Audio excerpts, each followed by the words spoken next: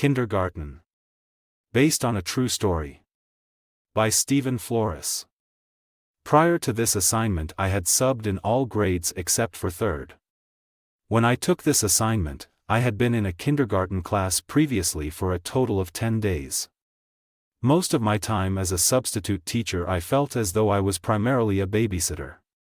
This was especially true at the high school level.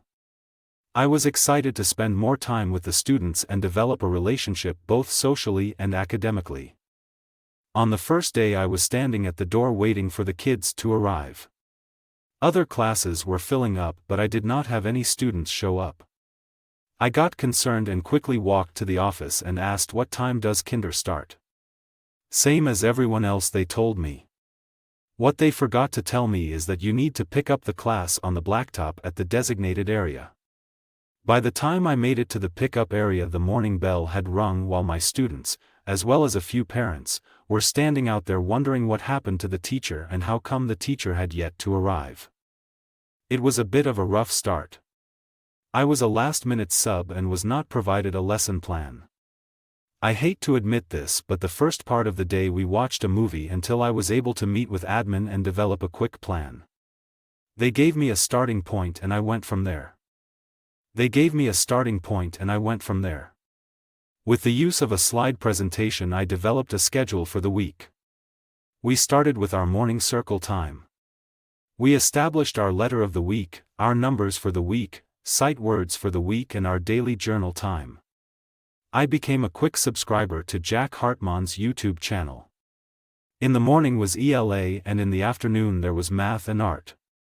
It was amazing to see how fast these 5- and 6-year-old students could learn. Students at this age really wanted to please the teacher. They wanted to work for rewards. I was amazed at how much work a student would do for a sticker or a stamp on their paper.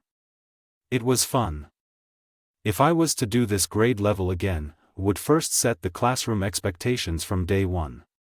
I would look at the other classes and see their students perfectly lined up before and after lunch and recess. I asked the other teachers many times, how do you get them to behave so nicely? They all told me I was too nice and needed to be more strict. I would say that I do not think I need to be more strict. I will say I need to foster a learning experience that is more rewarding towards good behavior. Secondly, I would like to implement a more standardized way of assessing students on a regular schedule. After every 3 to 4 weeks, I should review the previous weeks and see what information was retained. Finally, I would like to be able to recognize students with special needs and recommend them to the appropriate resources. My 2 tough students surely could have benefited from resources that I was unable to provide. I was asked weekly by the other teachers why I would choose kinder. Many of them gave me the analogy that teaching kinder is like trying to herd cats. I did not understand at first, but after 4 days I was a believer. But I had a great time trying.